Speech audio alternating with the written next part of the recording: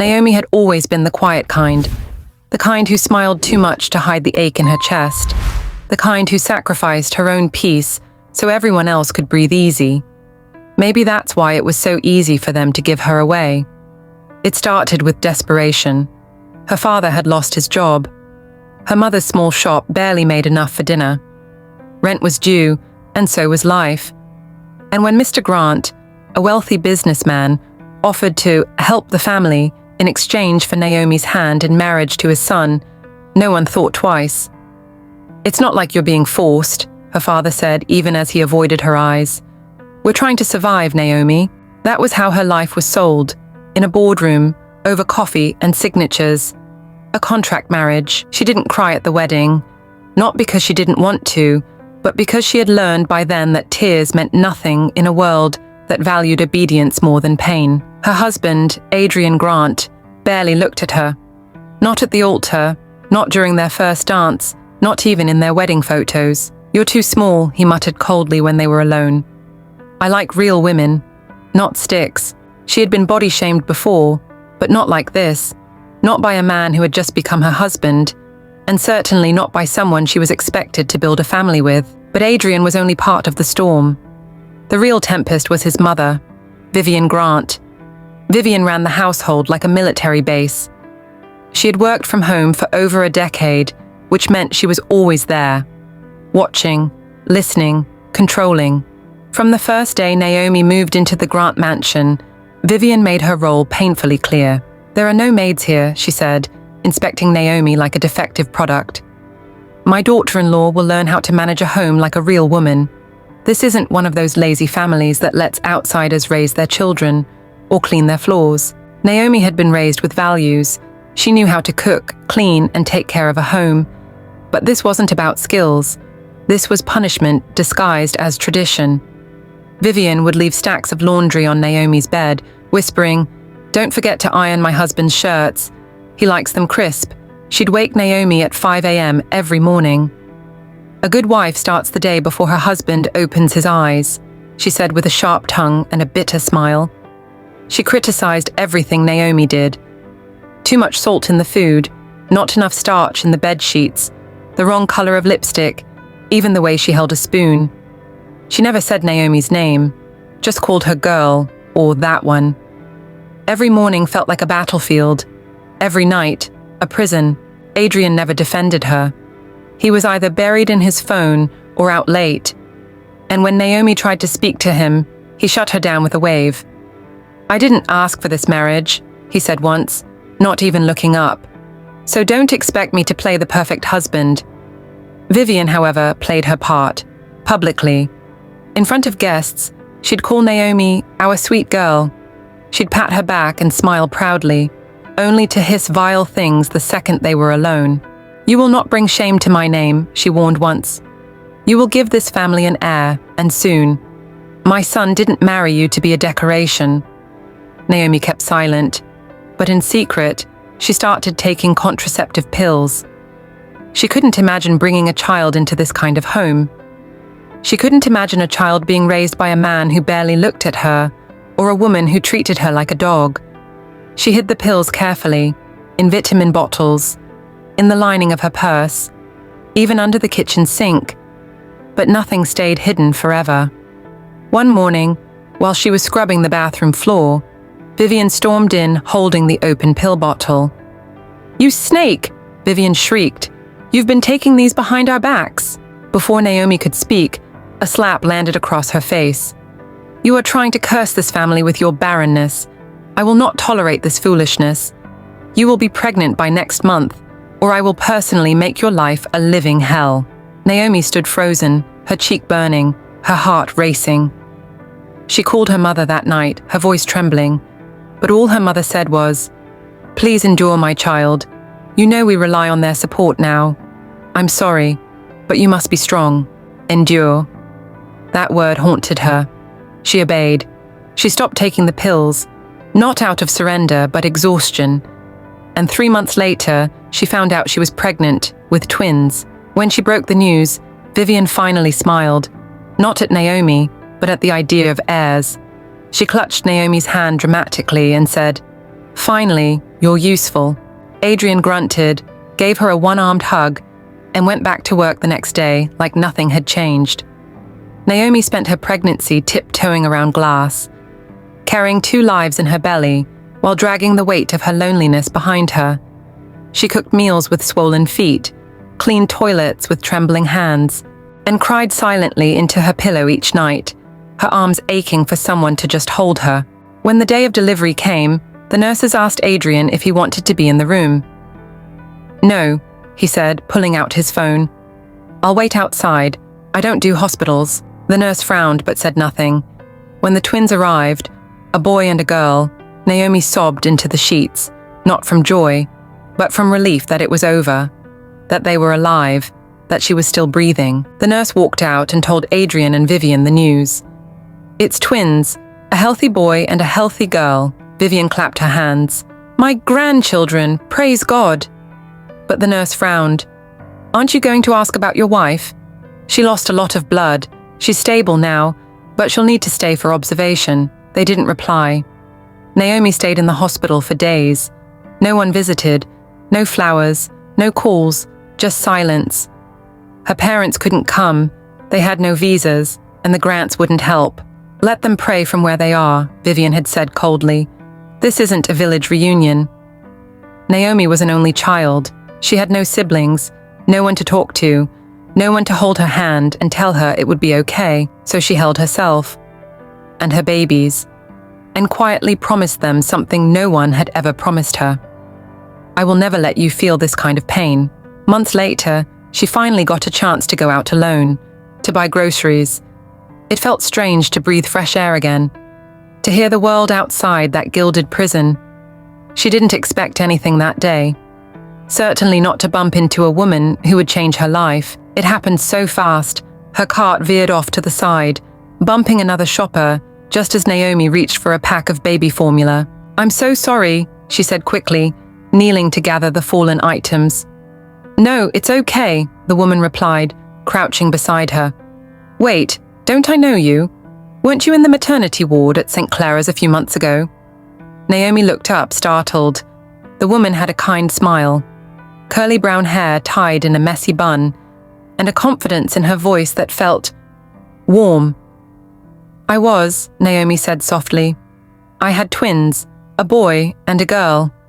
The woman grinned. "I knew it. I had my baby girl that same week. She's my second." They exchanged names. Chloe, that was her name. And just like that, Naomi felt something she hadn't felt in years. Seen. Chloe talked, and Naomi listened, about motherhood, sleepless nights, postpartum anxiety. Chloe's voice was open, funny, unapologetically honest. "What about you?" Chloe asked gently. "You seem heavy, like something's weighing you down." Naomi hesitated. She had told no one, not a single soul. But there was something in Chloe's voice, in her eyes, a softness that made it feel safe. "I don't think my husband ever wanted me," Naomi began. "We didn't marry for love. It was arranged. My parents were struggling. They saw it as the only way out." Chloe's smile faded into quiet understanding. She said nothing, letting Naomi continue. "I live with his parents, his mum." Her voice cracked. "She treats me like a maid. I have no help, no friends, not even freedom. I only came out today because she let me, finally." Chloe's brows furrowed. "You mean, you're basically imprisoned?" Naomi lowered her eyes. "I wouldn't even be here if I hadn't begged. And when I tried to protect myself from getting pregnant, she found out and hit me. I had twins because I was forced to." Chloe's hand reached for hers. "That's not marriage. That's slavery." Naomi's throat tightened. No one had said it out loud before. "Why don't you leave?" Chloe asked gently. "I can't," Naomi whispered. "My family depends on them. I have nowhere else. No money, no support. My parents can't even visit me." Chloe nodded slowly. "I get it, but do you want to keep living this way?" Naomi's silence was her answer. From that day forward, Chloe became her lifeline. They exchanged contacts, and for the first time in years, Naomi had someone who called her just to check in. Someone who listened, who encouraged her, who reminded her that she mattered.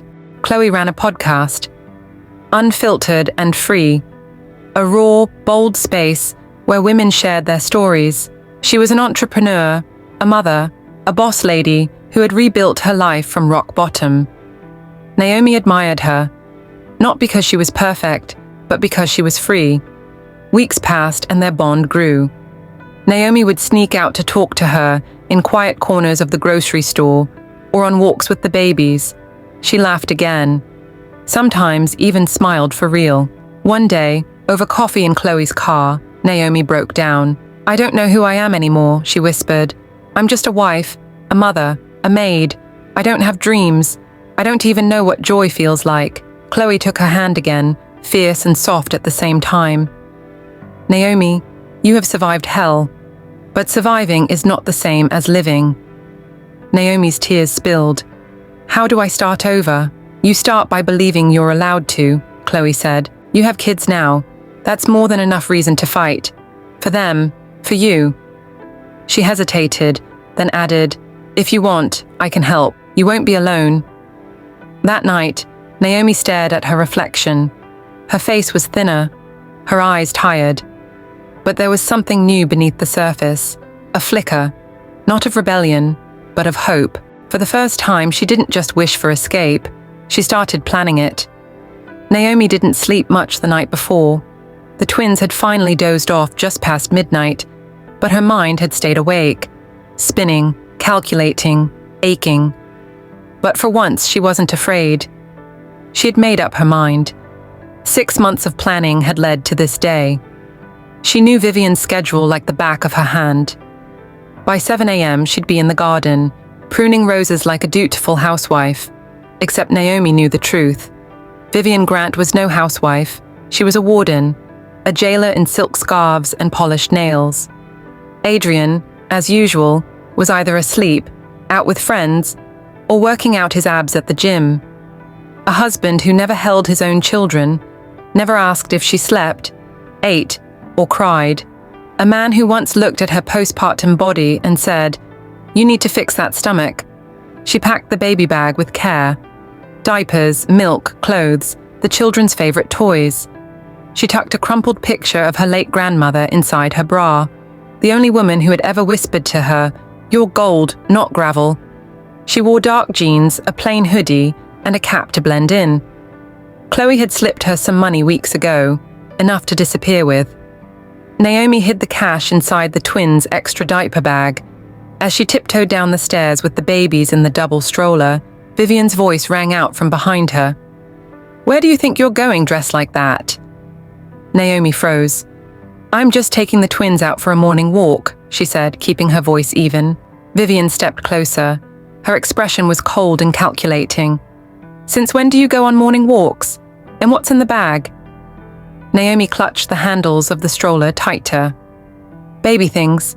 Vivian didn't believe her. She reached for the bag, unzipped it, and there it was, the money. "You think I wouldn't catch on?" Vivian hissed. "You ungrateful little rat. After everything we've done for your family. What you did was buy me," Naomi said, her voice trembling but clear. "You didn't help my family. You owned them. You owned me." Vivian's face contorted in fury. She raised her hand and slapped Naomi hard across the face. The sound echoed like thunder in the quiet morning. Naomi staggered back, but didn't cry. "You think you can run?" Vivian spat. "You think we'll let you? Your mother's still feeding off our money. Where do you think she'll end up if you pull a stunt like this?" "I already said goodbye to her," Naomi whispered. Vivian stepped forward again, but Naomi backed away. "If you touch me again," Naomi said, her eyes burning, "I will scream this house down. I'll scream until your neighbors know what kind of woman you really are. Until Adrian's fake perfect image cracks." Vivian stared at her, really stared. For the first time, she saw something unfamiliar in Naomi's eyes. Fire. And then Naomi turned, pushed the stroller out the front door, and left. She expected Adrian to come tearing down the driveway. He didn't. He was probably still asleep, or maybe scrolling through his DMs, too busy to notice the mother of his children was leaving him. Chloe was waiting in her car just down the road. When Naomi climbed in with the babies, Chloe looked at her and smiled through tears. "You did it," she whispered. "You're free." Naomi broke down then. Years of tears, of silence, of suffering, of pretending, came out in one long, shaking sob. They drove 2 towns away to a small, quiet apartment Chloe had rented under her cousin's name. No cameras, no prying eyes, just peace. For the first time in years, Naomi slept. Not just lay down, but really slept. 6 months later, the woman standing before the microphone didn't look like the Naomi that once flinched at raised voices. She wore her natural hair out in a proud halo. Her dress was simple, elegant. On her hip, her baby girl slept. Her son played quietly nearby with blocks. She was speaking at a women's event, an anonymous speaker, but her story echoed across the room like thunder. I stayed because I thought I had no choice. Because I thought being a wife meant sacrificing everything. But love isn't control. Love doesn't isolate. Love doesn't strip you of your voice. Women in the audience cried silently. Some took notes. Others just stared, wide-eyed, listening to her truth. I was told to endure, to shrink, to serve. But I woke up one day and realized I'm not a servant. I'm not a body to produce heirs. I'm a person, and I don't have to die slowly just to make others comfortable. She finished her speech to a standing ovation. After the event, Chloe hugged her tightly. "I'm so proud of you." Naomi smiled. "I'm finally proud of myself." Her blog, Reclaiming Naomi, had grown beyond her wildest dreams. Women wrote in from all over the world. Trapped wives, silent daughters, even estranged mothers. Her inbox overflowed with stories, with pain, with hope. Adrian had tried to contact her once, sent a text with a weak "let's talk." She never replied. She filed for full custody. Chloe's lawyer handled everything. She had proof of neglect, of control, of abuse. As for Vivian Grant, she was still in that house, still pruning roses, still bitter. Naomi didn't care anymore. She had her freedom, she had her children, and finally, she had herself.